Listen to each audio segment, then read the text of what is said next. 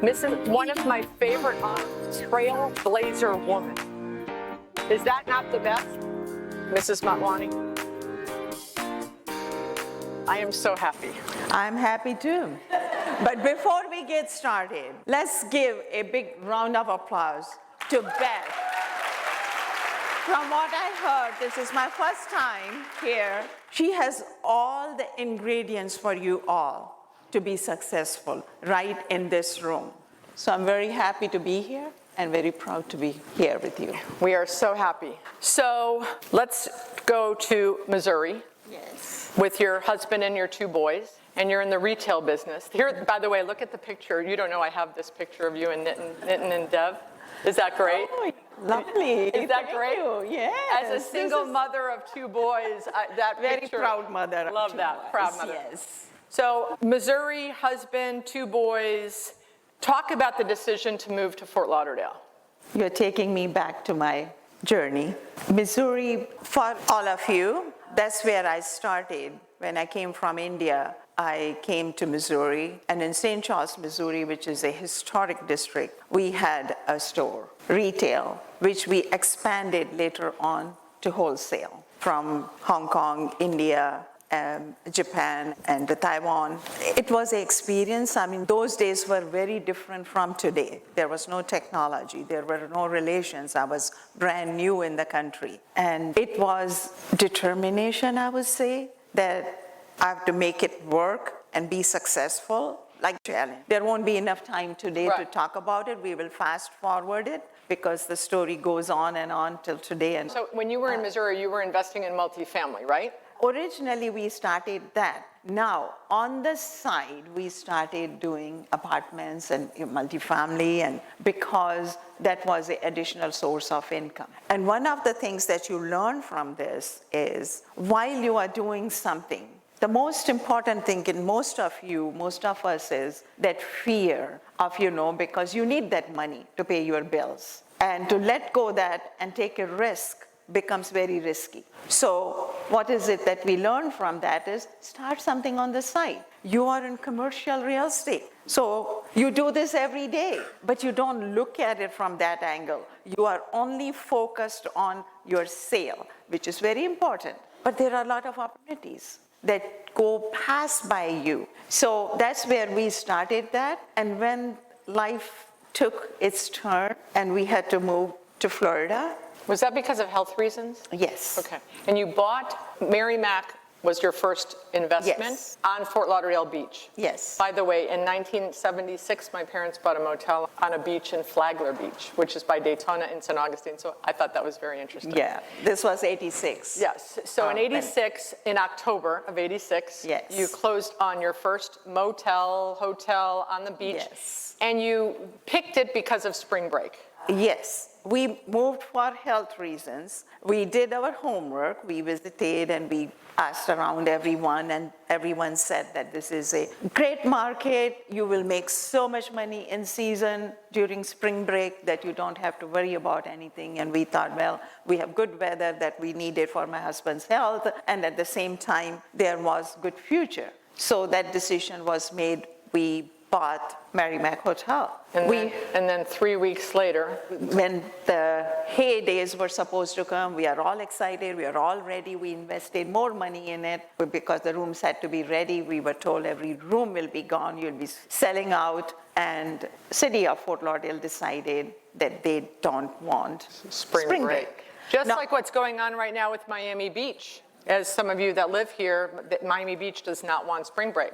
But that was cruel, very wrong time for the businesses because there was no planning. So when that happened, market crashed. It was market was at a different stage. Today's stage, you can pick up one from the other. Something is always there, to offset it. Or bring the family business because we have created that. But there was nothing like that at that time. The only business was a spring break. And that was the major source of income for all the businesses. So when that didn't happen, what happened then? There were foreclosures. Lots of them. There were auctions. If you look on the strip of Fort Lauderdale Beach, in the motel category, we were the only ones that survived. And how did we survive? Because we have put all our eggs in one basket. We are here. So there were two ways to get out of that. One is always increase the business. It was not happening in short term. Families wouldn't come because they always thought for years it was, where the boys are. So they wouldn't come. And spring breakers, students were not allowed, So we said, okay, we cannot increase the business. So then we have to roll up your sleeves and say we decrease our expenses and pay the bills. And that's what we did. After that, it was like the market crashed. If you will look at the history, there was bad elements in the society. There was not any business left there for the short term. So we said now there was a vision. The vision was that, okay, if this is beachfront, we believe in location. It's not going anywhere. It has to come back. And as believers in it, and we were determined to work hard, it was not like we could have excused ourselves, it's not our fault, it is somebody else's fault. Or it was take the responsibility and say, how can we turn this around? And that's where we went. We said, let us see. And we started calling tour operators, and we did the research. We reached out to the city. City was very cooperative, and we built relations, because that's what is very key to the success. No matter what, it's easy to blame others and say, when something goes wrong, we always point fingers and say, oh, I was okay, I was good, but somebody else. But when that happens, we also have to find solutions from that problem and say, what can we do? So as a part of a team, you are rolling up your sleeves, you're cutting expenses, you're trying to drive new business, and then on November 2nd, what happened? November 2nd, 1994. By then, we had built the block where we realized that the only way this market can be transformed, can be changed, can be moved, will be to have new product, have some luxury product. So we started assembling. So we assembled one block, and the second block, we bought property on October 13th, 1994. In 2 weeks, November 2nd, I lost my husband. We were partners in everything. I have 2 teenage boys that you saw, Nathan, Dave, and I had responsibility. It was so sudden. And when that happened, I'm so happy that you are doing what you are doing for all these women here. This was even like, go back, and if it's a woman, then it was a tag, like, will she be able to manage? Will she be able to survive? Will she be able to handle? Did the vultures come in? Did people swoop in and try to say, you should sell to us because you're not going to be able to do this? Yes, but I've always been a very good listener, and I never wasted my time in fighting or saying that these people are like that. That I did not. I would learn quietly. I would always away with a smile, whether a person was rude this way or that way. It didn't matter to me. I knew what I was looking for. I had 2 teenage boys. I had a responsibility, and I also realized that now I was not just the mother. I was now mother and father of my children. And their future was in my hands. I had real estate, but how to safeguard that and be progressive was very challenging. So lenders. Okay, so of course, later on, I realized why I was told, given 3 months first, that you have to pay off, because the fear kicks in that, oh, she's a woman, what if something happens to her and she's not, then, everyone wants to safeguard their own real estate. And so I negotiated. I said, in 3 months, the market is so bad. Market has crashed. I've lost my husband, who used to deal with all this. And now 3 months is not enough. The story short, 6 months out of that. 6 months were also not enough. I started going every morning. I had a package in hand. I was going to the bank. I went to 26 banks. 26 banks. What does that tell you? What does it teach you? Don't give up. Because if you believe in yourself and you are determined to succeed, it's within us. You all can do same thing, maybe better, because technology is here. Did the 26th bank say yes? Yes. Yay, who was that? Tell us who that was.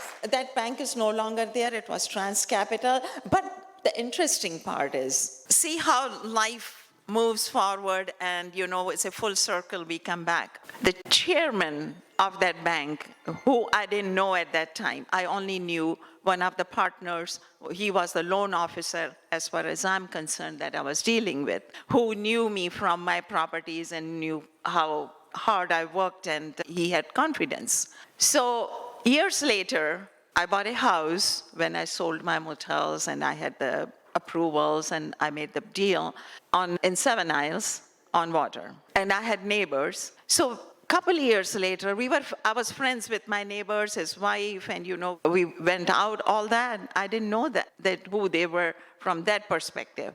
So once my son Sentinel covered my story, when Merrimack Block, when I got approvals for that, single-handedly I got approvals unanimously for 320-room luxury hotel on Fort Lauderdale Beach. This was the first luxury hotel. With no zoning attorney. So Mrs. Motwani is a legal degree.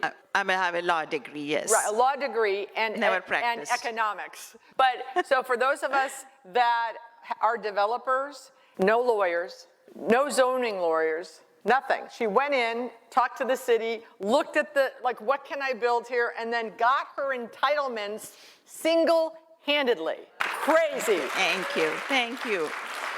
It all teaches us that, if we are really focused and we believe in ourselves and we want to do it, you will always find a way to do it. And when I went to the city, because I didn't know D of development, I didn't know even where to start. I just went to the city. I said, this is what I'm planning to do. And they gave me a package. I went to the architect. I said, have you worked in this market? He said, no, I've not, because there were no major developments in the city at that time. So this was his first project in the city of Fort Lauderdale. So anyways, that gentleman, that chairman of that bank. Was your neighbor?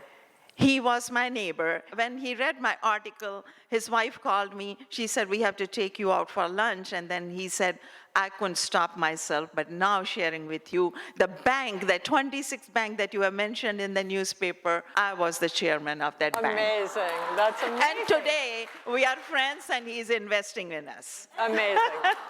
Okay, so move to Fort Lauderdale, buy motels on the beach, spring break's dead. We create a plan. They see a vision, right? High-rise luxury on Fort Lauderdale Beach, which did not exist. Loses her husband. How long did you have to grieve? There was no time to grieve. I would have lost everything. I would be up all night crying, but in the morning I had to put that face. Because you had two sons. And put some smile. I was interviewed at that time by one of the Indian magazines, Home Away from Home, and they put me on the cover. I don't know why. They came to me, and when one of the questions they asked me was, where do you go from here? And I told them that now I'm mother and father of my children. So that's where I will be going. I have to play a double role and secure my children's future. And that stuck in my head. That's where I was laser focused on that. And that's where, So who is in South Florida? Please tell them what is on your property right now, because I don't know if they know, but they will when you say it. Merrimack Hotel today is Conrad Hilton on Fort Lauderdale Beach. And the last property that I bought with my husband was Tropique Hotel with the sandbar. That I assembled the rest of the block after that. And today we have 4 seasons. The residences and the hotel, Residences right? and the hotel on Fort Lauderdale Beach. And your 2 sons, did they both go to Duke?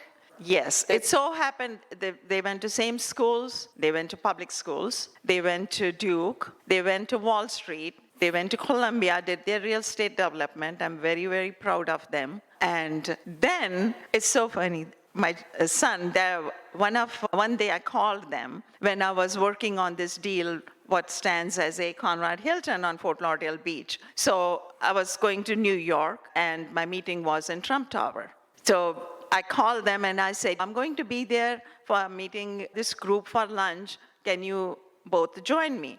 And they're like, Mom, you know how it is. We are on the floor, trading floor, and it's hard to get out, da, da, da. And I said, who are you meeting? I said, I'm going to meet with our partner group and Trump team. And they said, what? And they said, okay, let's look at if we can make it to the lunch. And of course, then they joined me. And they publicly talk about this. They say, we never thought that we were in real estate business. We were like, they always thought, because they saw us work 7 days nonstop. And of course, they never wanted to come back to that. And that's why I had to set that stage. That was my goal, my mission, that my children will not be back, and I wouldn't blame them because we worked really very hard. It was like our life was nothing but work. So that's when, the light bulb went on. Light bulb went on. And today they are doing we have launched actually sales Waldorf Astoria in Pompano. Yesterday there was the speaker on the panel on where Pompano is going. And also we are doing 4 seasons in Telluride, Colorado. And they also have side gigs. Miami World Center, in case only the biggest project in all of Miami. Actually, we did a groundbreaking. We are doing 3 condo towers there. Amazing. So we just did one a couple of days ago. So I'm very proud of my children, where they have taken the company. They are not just successful business people, but it's very important to know they are great community leaders. That's what, for me, most important in the life is the way they carry the legacy of the family with really integrity. Good people, they help everyone, and community means a lot to them. So Mrs. Motwani, we actually have some next generation family members in the audience. So can the daughters and sons that are in the audience please stand? 1, 2, 3. Hattie Mae, you can stand on your chair. Yes, second generation taking investing to the next level, following in your footsteps, like what you have done. Well, first of all, I'm very, very proud of each one of you for being here. That's the most important step. That means you are out for that. You want to learn, you want to progress, and you want to succeed. But always remember, believe in yourself. Nothing comes without hard work. Challenges will always be there. Learn from that and move on. When you said, well, they're well short, I never carried that with me. I learned from that. And I only remember 2 people from that journey who were there for me. And I didn't know that. First, the one was from Hilton. My first meeting was with Hilton. He was the timeshare, from the timeshare development team, worldwide development team. And when he came and the deal didn't work out on my project, but when he left, he did tell me, he said, if you ever need any help or you want me to look at anything for you, don't hesitate to call. I would have loved to do business with you. You are a great person, all that, good words. But he said the numbers don't work because we are timeshare, we are not hotel. So I remembered that. There was another gentleman, God bless his soul, he did Hollywood glass buildings and they were office builders. I had the same experience with him. And those are things that you remember that are positive, that will take you forward. So if we think of wrong people, think of the right people, learn from those things, and then put them behind you. But move forward with that positive energy. And always remember, honesty pays. It's very important. It will come back to you. And even in this room, each one of you, if you all just talk to the person next to you and leave this room, there will be so much positive. Like you said, Beth, the timing that you have for that 10% can be diminished. If each one of us in this room just help each other, there's something for everybody in this room. She challenged me to 3 years instead of 7. So, just like Natasha, I'm being challenged with bigger goals. So for a last piece of advice, one of the things I absolutely loved that I heard that you said in an interview, if you could tell the story about walking out of the office one night and someone called and they wanted to meet you, the guy in the flip-flops, and you said, always take the meeting. I'm not very good at that. Yes. You know what I say? I go, yeah, I'll talk to you at 7:30 on Saturday morning. So I'm learning from you, but I should take the meeting. So if you could share that story. Because that was pretty transformational, that meeting. Yes, I always, and I still say that, you never know. If there are 10 doors, you knock on 9 and you walk away. Maybe that was the best opportunity that you left behind. So don't give up. Remind yourself that I have come 9 doors, there's only one more. So it was after 5, I was leaving my office and I was at the door, almost half shut, and the phone rang. So I walked back in and someone from the neighborhood called and they said, oh, someone is here and is inquiring about if there is any project for sale here. And they knew me, and I always had, good neighbor always. And that's why I said, building relations helps. It doesn't cost anything but a smile and a good faith, and it takes us long ways. So I said, okay, send them in. And then I had the Cafe Gold Coast, and I said, just ask him to come over there. And this gentleman is in a T-shirt, flip-flops, like you would think he came from the beach. But I always respect people, and I always hospitable. And I said, let's have a coffee. It was my cafe. We sat down, and we had a conversation. So when I told him about my project, he said, I'm interested in it. And, I'd never questioned, but internally you feel like, but respectfully. And then I said, okay, I'll be happy, to share everything with you. And then we set up another meeting. And of course, in the other meeting, he was very well dressed and presentable. He had shoes on. He had shoes. And the rest is history. That's the person. Yes, this was the company from New York. And they were exploring the market. We went back and forth. It took us several months. They walked away. Then I was very firm on my price. And I told everyone, my price will go up. It won't go down because I'm creating value in the market. Because this is not just one project, then the rest, everything follows. So I said, I'm not in a rush. By then, I had managed to survive. So I said, I'm not in a rush, because sometimes, even if you are in a rush, don't say you are in a rush. And that becomes your weak point.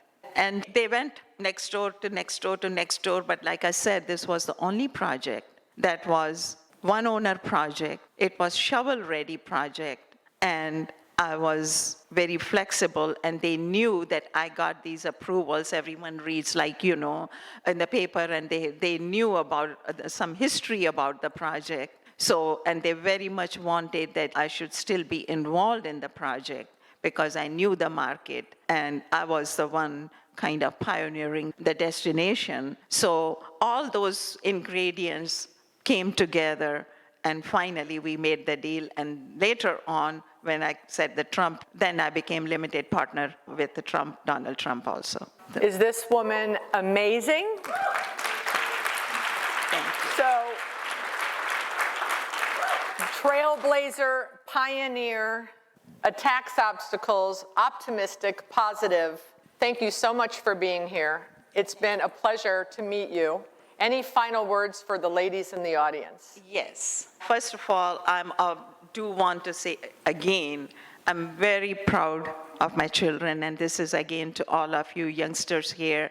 You have long ways to go. You can do it. You can make it. Make yourself proud. Make your family proud, your parents proud, your community proud of you. And that's what I'm proud of my children, that today community is proud of them, because they have proved themselves and they continue to do that. So I'm very happy for that. And to each one of you in this room, we don't want this to be just like kind of sometimes it's taken differently that, oh, it's a women's conference. There are good people, there are good men around us too. Let's embrace and learn and work together and prove ourselves. And we have to do what we have to do. But let us not think twice. Can I do it? Don't question yourself. I mean, being in commercial business, you learn so much. You are lucky that, but start thinking out of the box. Even if what like so many commercial brokers that I know, and I'm so proud of them, they have succeeded so much in what they are doing because they are focused on it. And think it through. It's not just a project that comes to you, is a project, what is the most value of that, what that it can create, and that's what you sell. Sometimes, see if there is something there for you, but do something on site. If you are, we all have different situations. So it's not one size fits all. But what fits all is believe in yourself. Be positive. Let those negativities don't haunt you or take you backwards. That takes you backward. So and help each other. That is the key. When you help others, it's my life experience. I have always been helped. It comes back, I don't know how many folds. I feel so blessed to see where my children are today. And I count those blessings because when we give, it comes back to us in many different ways, quiet ways. You don't ask for it. You don't give somebody saying, oh, what is my expectation? But when you do sincerely something, it comes back. And this whole room, we can meet next year and we can have our own stories. That's what I would like to hear from all of you. And you are most welcome to ask me any questions. If you have any way I can help you, because I'm here this morning, I'm here to make that difference if I can. If that's my story, you saw I don't have any paper or anything to tell you because this is my life journey. And I don't think, I had fears, I had tears, I had a lot of challenges for a single woman to succeed in men's world. Today you have these conferences that are changing that. But at that time, it was clear division between the two. But I did not worry about that. I believed in what I believed in.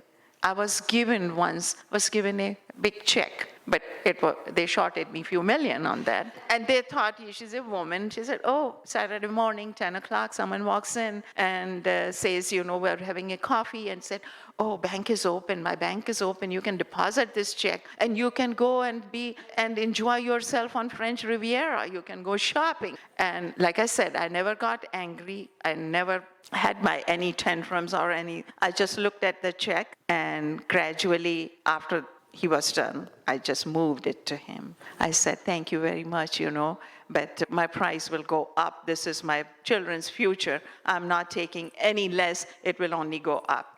So have that confidence. Yes.